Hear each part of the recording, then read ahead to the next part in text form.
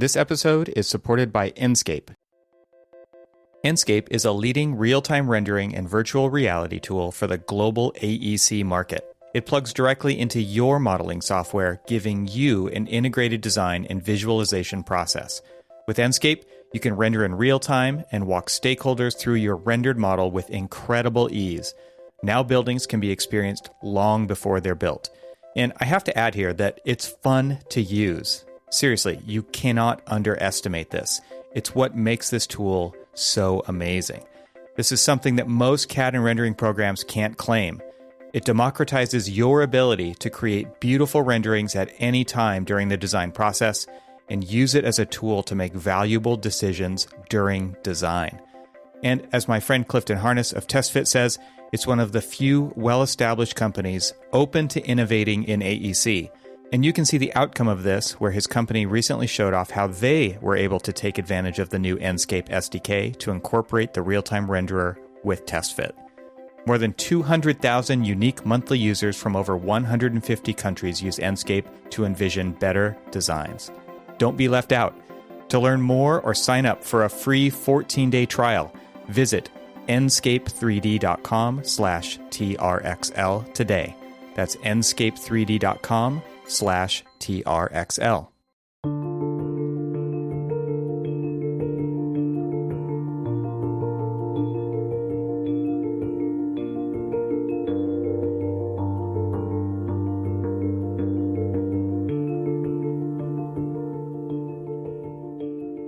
Welcome to the Troxel Podcast. My name's Evan Troxel. I've got something different for you in this episode. I've been having some thoughts about the state of the building industry and would like to run some ideas by you. It's all surrounding this observation that complexity is building upon complexity. I think you would agree that what we do in our industry now is nothing like it was before. Even in the last couple of years, things have certainly changed, even though our profession is historically slow at adopting new things. Our practices and deliverables rely on technology like never before. I think this is obvious, especially for the audience that listens to this show, and you probably don't underestimate this. Tech is inarguably the backbone of the industry. But as you probably know, I've said it on the show before, I do see tech as a means to an end, not to be glorified just because it's a shiny new thing. I prefer to frame this all under the framework of tools instead of technology. Tools are special because they give us leverage to do more than we can do without them. We are tool users, and it's important to understand that we can also be tool builders when we identify a need. We're never going back to the way things were, even though there is a lot of nostalgia for the old days and the old ways, and many times I see this trying not to move forward. Many firms and leaders still treat tools as an afterthought. Technology as a tool particularly is treated as such, and I don't believe it warrants the general attitude that I've seen over the last decade from many seasoned people in the industry. I would venture to say that the majority of architecture is currently practiced as a race to the bottom, continuing to whittle away at the way things have always been done.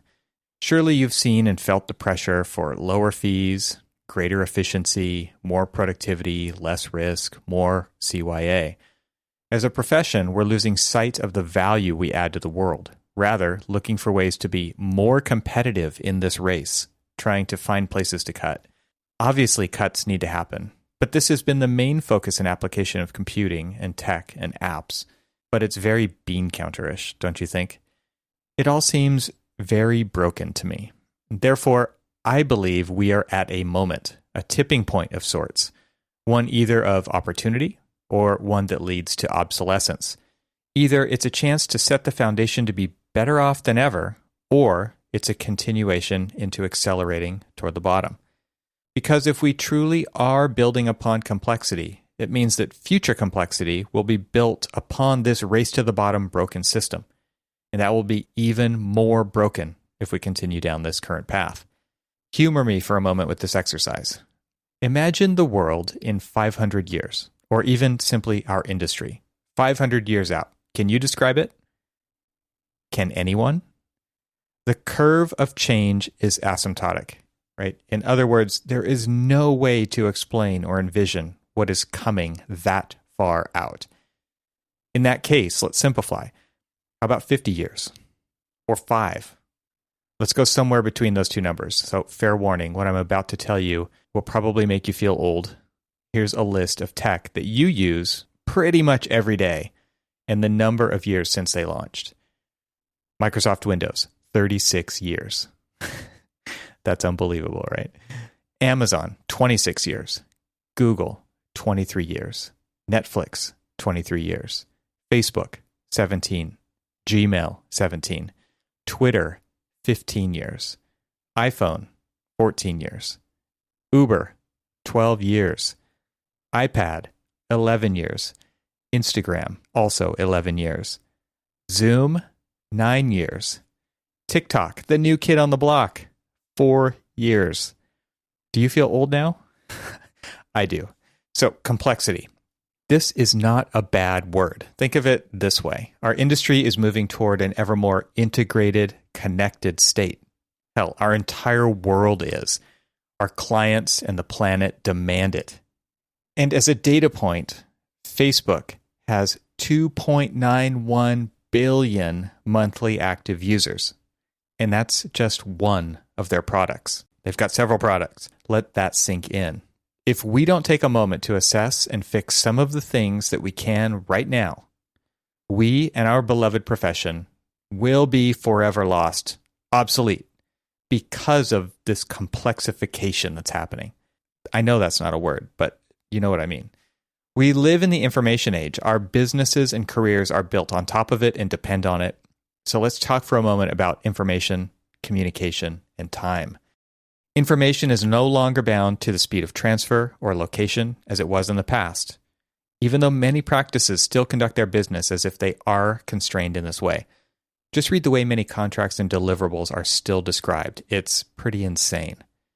Today, information travels at the speed of light, or even the speed of thought, while for the most part, people and talent are bound to location and limited in the speed that they can move around. But communication isn't. Of course, I need to interject a little disclaimer here that the pandemic has brought us location independence. It's just been a nascent development that hardly anyone saw coming even 5 years ago. So things, again, will never be the same. And then there's time. Time is moving faster than ever. And I don't just mean that like as I get older, time feels like it's moving faster. Here's what I do mean by that. There are more simultaneous events occurring at the same time than ever before, and that is only expanding. For example, an architectural drafter, like when I was in junior high or high school, like this is the main way people used to spend their days in an architectural office. They would sit at the drafting board and they would just draw for hours. You know, they might take a phone call. They might take a smoke break. I don't know. But let me repeat that. They basically did one thing for hours. Now, think about what you quote unquote do in any given hour. Calls, texts, emails, Googling, notifications are going off on your wrist. You've got headphones in your ears delivering a podcast like this one, modeling in 3D. You're syncing to Central over BIM 360 in the cloud while rendering in real time. And this is all quote unquote normal. So there are so many things happening simultaneously. And again, back to my idea that time is moving faster than ever. That's not going to change. So what else is streaming into our little slice of the world right now? The topics from episodes of this podcast are as good a place as any to reference. We've got apps and networks in the cloud. We've got IoT and sensors. We've got artificial intelligence and machine learning. We've got UI and UX. We've got big data and predictive analytics, blockchain and smart contracts, crypto, robotics, DFMA, reality capture and digital twins, automation, augmented and virtual reality, media and communication, BIM, all 8 levels of it, of course, computational design and configurators, and everyone's favorite generative design. And even with all those buzzwords and hype, I have an optimistic footnote for those who are fearful of the robots and AI coming to take your job.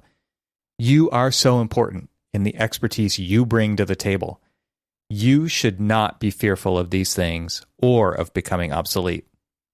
That is, unless you choose to do nothing. So let's go back to where we started in this episode with the topic of complexity, because I think it bears a bit of repeating, especially with this list of buzzword context. I see signs daily of our profession as a whole deliberately trying not to move forward because of the nostalgia for quote unquote the way things were. But let's say it out loud. We are never going back. No more lead holders, no more T-squares and May lines, no more electric erasers. You get the idea, and you know what I mean. The fact of the matter is that, buzzwords aside, the building industry is moving toward an ever more connected, complex state. Complexity is building on complexity. It's disappointing for me to see willful ignorance, or to witness those who turn a blind eye, or even outright dismiss the complexity that runs throughout our profession and industry. Or worse, intentionally attempting to sink the emerging professionals and others in startups who are attempting to build a life raft of sorts. I see architects do it every day, wishing instead for what once was. For as I said many times on this podcast and my other podcast, Archispeak, and I know this doesn't just apply to architects, but there are two things that architects hate: the way things are and change. Many in our profession are stuck in the middle. I should probably insert something here about the more things change, the more they stay the same, but I digress. If we truly are building upon what we have now, that means that future complexity will be built on a broken system. So it will be even more broken if we continue on the current path. Okay, that's the second time I've said that. I'm not going to say it again. So what do we do about it? We decide that now is the time to address the challenge and take on the opportunity to deal with it. And we do just that. Speaking of the more things change, the more they stay the same, on April 23rd, 1910, Theodore Roosevelt gave what would become one of the most widely quoted speeches of his career, called Citizenship in a Republic, to the Sorbonne in Paris. This was after leaving office in 1909, to give you a sense of the timeline. And the speech would later become known as The Man in the Arena, and it's one of my favorites because it resonates and inspires even today, 111 years later. I'll put a link to it in the show notes for this episode. In his speech, Roosevelt railed against cynics who looked down on those who were trying to make the world a better place. He said, "The poorest way to face life is to face it with a sneer, and a cynical habit of thought and speech, a readiness to criticize work in which the critic himself never tries to perform, an intellectual aloofness which will not accept contact with life's realities. All those are marks, not of superiority, but of weakness." Then he delivered an inspirational and impassioned message that drew huge applause. And here's the most relevant piece of it, but the entire thing is worth reading. And I'm going to read it verbatim as written. "It is not the critic who counts, not the man who points out how the strong man stumbles, or where the doer of deeds could have done them better. The credit belongs to the man who is actually in the arena, whose face is marred by dust and sweat and blood, who strives valiantly, who errs, who comes up short again and again, because there is no effort without error and shortcoming, but who does actually strive to do the deeds, who knows great enthusiasms, the great devotions, who spends himself in a worthy cause, who at the best knows in the end the triumph of high achievement, and who at the worst, if he fails, at least fails while daring greatly, so that his place shall never be with those cold and timid souls who neither know victory nor defeat." Are you inspired? I am inspired. Thank you, ghost of Theodore Roosevelt. We must design the interventions necessary now that will set us up for future success. This is what I spend my time thinking about and have for the last handful of years. This is why I've shifted my focus from working in the business, in the profession, to working on the business, to working on the profession. This is damn near impossible if you are only worried about the project that's currently on the boards. We have to come up for air and survey the entire landscape to see if it's still a place we want to live in. And I'm definitely not happy with this environment, but I do see a lot of hope. And I see a lot of people who want to make it better. In fact, that is why this podcast exists, to bring the people and their passions to design a better future for our profession to the forefront and enable them to tell their stories and inform and inspire you. Will they all succeed? Will all of the spaghetti that's being thrown at the wall stick? Of course not. But we need to embrace the ones who are daring greatly, the ones in the arena. Recognize that as a profession, our backs are up against the proverbial wall. You don't have to look far to see it. And there is a way forward that we can choose to embark on together. My favorite thing about architects are their optimism and their ability to actually change the world in meaningful ways for the better. The future belongs to the few still willing to get their hands dirty. In closing, if you have a passion and are pursuing it, I encourage you to talk to as many others as you can to see how your piece fits into the puzzle. Work together, not in a silo. Share what you know and share it often. Use the latest information to make the best decisions that you can now. If better information comes along, use it immediately. Ditch the outdated stuff. That is leadership. Don't wait for someone to choose you to be part of this team. Choose yourself. We are the ones best suited to design our future. We must choose to work on the profession, and we must do it together. I want to end this with 2 quotes. First up is this one by W. Edwards Deming. It is not necessary to change. Survival is not mandatory. The second one, and we're going to leave this on a high note, is everything is born from change. And that was Marcus Aurelius. Thank you to Enscape for their support of this episode. Visit enscape3d.com/TRXL today for a free 14-day trial. This show is part of the Gable Media Podcast Network. You can see all the shows at gablemedia.com. That's GABLMEDIA.com. You can help support what I'm doing here by leaving a 5-star review on Apple Podcasts to help get the word out, and of course, share it with your friends. I'd love to hear from you, so leave a comment on the website at trxl.co/podcast, where you can find every episode. You can also follow me on Twitter and Instagram and YouTube. Just search for Troxel. Talk to you soon.